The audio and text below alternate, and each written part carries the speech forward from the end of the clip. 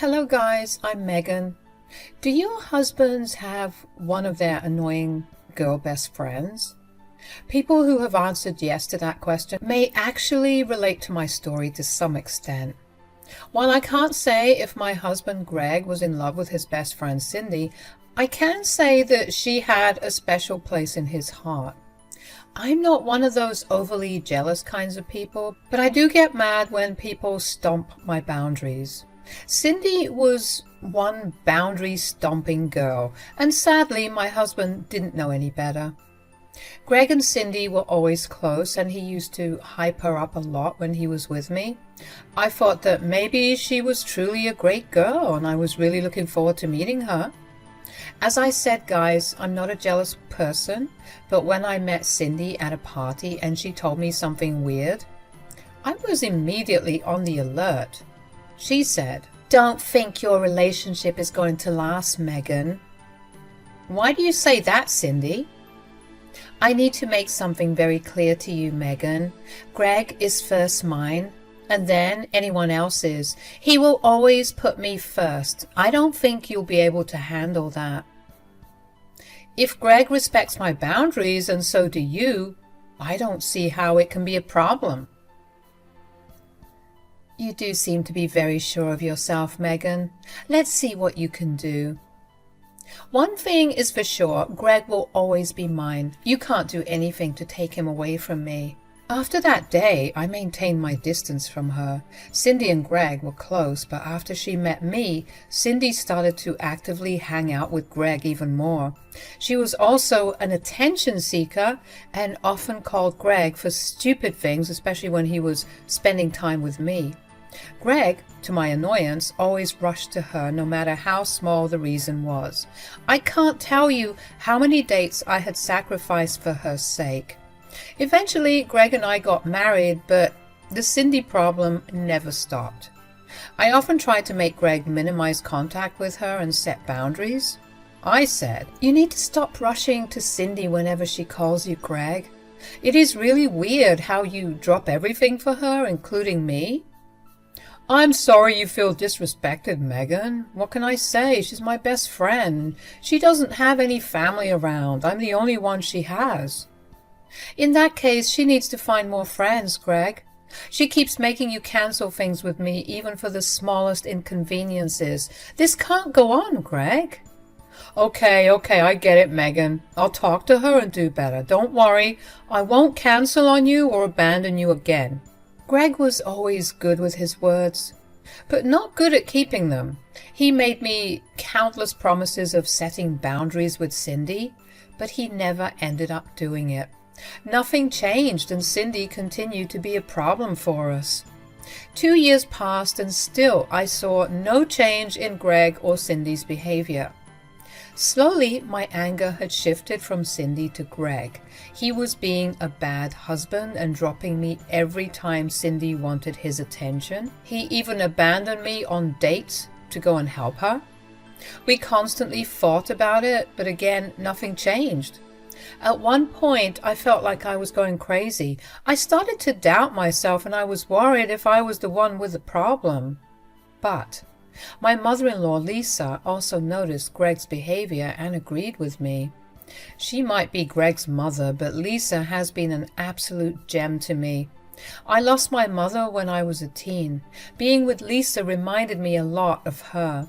Lisa also tried to talk to Greg, but that didn't help either. At least I knew I wasn't crazy and someone was on my side. Things took a drastic turn for me one day. I had gone 2 cities over for a conference and was supposed to come back home by train. I had to take the last train home and needed to be picked up by Greg because it was unsafe that late at night. My train arrived at the station at about 2 a.m. and I called Greg to let him know that I was waiting. He said that he was already on his way. By car, our house was 20 minutes away, and that night it was snowing fairly bad, so I asked Greg to pick me up.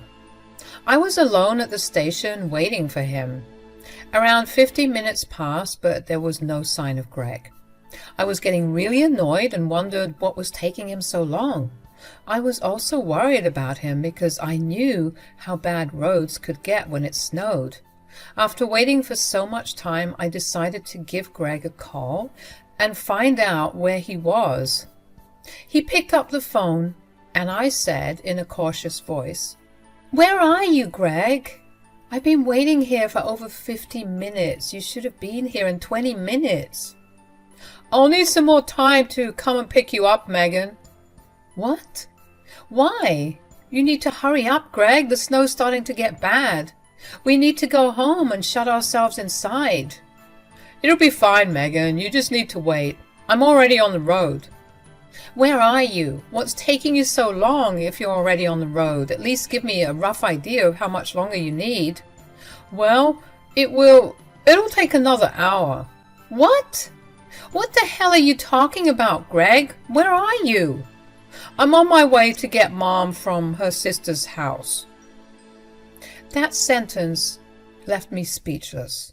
Guys, this man had left me stranded at a train station at 3 a.m. because he went to pick up his mother instead of me. I was in shock at what he said. I was almost alone at the station, and there were literally like 2 people around. And it was snowing pretty bad. The weather report even said that it would be a very snowy day. But instead of picking me up as soon as he could, Greg chose to drive to get his mother. I was furious, and I said, "What are you talking about, Greg? Don't tell me you're seriously going to pick up your mother while leaving me here." "Oh God, Megan, why are you acting so offended? I can pick up both of you. I went to Mom first because she desperately wanted to get out of the party. I wasn't going to leave her stranded there." "No, you aren't going to leave her stranded. She's literally in a house, and I am in a freaking train station. What is wrong with you, Greg?" "Will you please relax? I told you I would come and get you. This is a pretty safe city, and you are a grown woman. You'll be fine." "And your mother is a grown woman too, Greg. You didn't need to rescue her from her own sister's house, which is like 2 freaking hours away." "Look, I'm not going to abandon my mother just because you are scared of a little snow. Just come call an Uber if you don't want to wait. I'm hanging up now. I can't concentrate on the road with you yelling in my ear." Greg said that and hung up on me. I tried to call him back, but he wasn't picking up. I couldn't believe what had just happened to me. Greg had not only hung up on me, but also abandoned me at a train station. Did I mention that it was 3 a.m. at night and snowing? Well, it was, and I couldn't find a single cab in sight or on my phone. It was a nightmare for me. After a while, I got so frustrated that I started to cry. I felt abandoned and betrayed by my husband. I couldn't believe that he would do this to me. Time passed, and still there was no sign of my husband anywhere. I guess I was stupidly thinking that he was making a joke and would soon come to get me. But when it was already 3:20 a.m., I decided to give up and take matters into my own hands. My gut told me that there was something fishy going on, so I decided to call the one person who supposedly started this mess. I called my mother-in-law, Lisa. Lisa listened to my frantic call and sounded super surprised at what I said. She then revealed something shocking to me. She said, "What are you talking about, Megan? I'm not at my sister's house. I'm home at my house." "What? You're not at your sister's house? But that's where Greg told me you are. He said he was on his way there to come and get you." "No, Megan. Why would I drive over an hour to my sister's place when I know I might get snowed in? I wasn't going to take that risk." "Then why did Greg tell me that he was going to get you?" "It is clear that Greg has lied to you. He is definitely somewhere else." "Oh God, I can't believe this." "I don't know what to say, Lisa. I'm stranded at the station and the snow is getting bad. What should I do?" "Don't worry, dear. I'm coming to get you. I've got snow tires on my car, so it won't be a problem." Lisa hung up on me and came to me as soon as possible. She drove to the station and stayed there because I was a crying mess. She even brought me a coat because I said I was too cold. When I was crying, she comforted me as best she could and took me to a nearby cafe that was open. She sat with me while I cried over a glass of coffee. She said, "I'm so sorry for what my son did, Megan. I wish I had raised him right." No, it's not your fault, Lisa. It's Greg who should take all the blame. God, I just hate the two of them. I can understand what you feel, Megan. I still can't believe that he lied to you like this. You were almost freezing, Megan. Thank you so much for coming, Lisa. I don't know what I would have done. It's impossible to walk home in this weather. I wonder what was so urgent that Greg dropped you and lied to you like that. This is really suspicious. You know what? I can see his location since we share each other's phone locations. If he hasn't turned it off, I can find out where he is. I took out my phone and tried to see if I could see Greg's location. It was a long shot because Greg could have easily turned it off, but to my surprise, I was actually able to see where he was. And what I found out absolutely crushed me. He was at Cindy's place. Yes, my husband had abandoned me for freaking Cindy. I showed Lisa my findings and she was pissed as well. After another round of crying over her shoulder, I said, "This is it, Lisa. This is the last straw. He chose freaking Cindy over me again." Oh God, what the hell was he thinking? I told you, Megan, there is something fishy going on between Greg and Cindy. Did you see those signs as well? I always knew he was bad news, Lisa. I tried so hard to make Greg understand my feelings and set boundaries, but he never listened to me. My son is nothing but a stupid idiot. He doesn't know how badly he has messed up. He shouldn't be treating you this way at all. You are way better than Cindy. He always does this, Lisa. I'm tired of his behavior. Every time he makes promises that he won't do this, still he ends up choosing Cindy over me. I can't take this anymore, Lisa. I can understand that, Megan. What he did today absolutely crossed all limits. It was very unsafe for you to stay at the train station so late, and that too in this horrible weather. I've forgiven him for a lot of things, Lisa, but I don't think I can forgive him for this. I'm done with him. What are you planning to do, Megan? I promise I will help. He really needs to be taught a lesson. I told Lisa what I wanted to do, and she agreed with me wholeheartedly. She was a bit sad for a reason, but I assured her that our relationship won't change. She was like a mother to me, and nothing would change that. That made her a little happy, and she even gave me a hug. Then Lisa told me her own plans for Greg, which I too supported. I had given Greg too much leeway, and he has shown me that he would never change. He claimed that he loved me, but he wasn't even going to make sure of my basic safety and run to his so-called best friend whenever she demanded it. He made his own choices, and I made mine. I stayed behind with Lisa and had a nice meal at the cafe.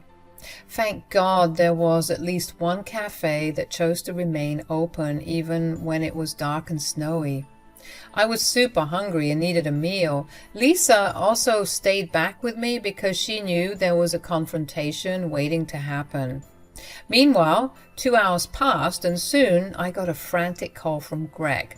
When I picked up, he panicked and said, "Where are you, Megan? Are you still at the station?" "Yes, I am still at the station, Greg." "Okay, I'm almost here. You can come outside now." I told Lisa that Greg was almost at the station, and she gave me a wicked smile and walked me towards the car park. When Greg finally walked up to where I was supposed to wait for him, he couldn't believe his eyes when he saw Lisa with me. I saw how his face changed in shock, and soon nervousness set in. He was shaking from the cold and looked really panicked. He walked up to us and I said, "Hey, Greg, did you have a nice trip picking up your mom from her sister's house?" Well... "Tell me, Greg, when did I call you to come and bring me back from my sister's house?" Even I am interested to know that now, Greg. Why did you lie? And what were you doing? Greg had no answer. He was fidgeting and looking at the ground. Lisa and I stood there stoically while waiting for him to tell us exactly where he was. I was giving him a chance to come clean all by himself. He should have taken the chance, but he chose to lie instead. He said, in a nervous voice, "Oh, I was having some trouble with the car, so I stopped at a repair shop. I didn't tell you because I didn't want to scare you, that's it." Really, Greg? Is that what happened today? Yeah, what else would it be? You know that I wouldn't leave you stranded if it wasn't serious. I was really at a repair shop, Megan. Oh, is that so, Greg? Tell me then, when did Cindy open a repair shop? Greg's face became even paler when I mentioned Cindy. He knew that he had been caught. From his reaction, I could tell that he had forgotten about turning off his location, and it didn't even occur to him that I might track him. When I told him about Cindy, he was wondering how I found out, and he actually had the audacity to ask me. How did you know, Megan? How did I know? Well, you certainly forgot that I can track your phone and see where you are. You spied on me? That is wrong, Megan. Don't you dare try to turn this on me, Greg. I am the victim here, not you. After you lied to me and left me stranded like this, I had to know where you were. How could you do this to me, Greg?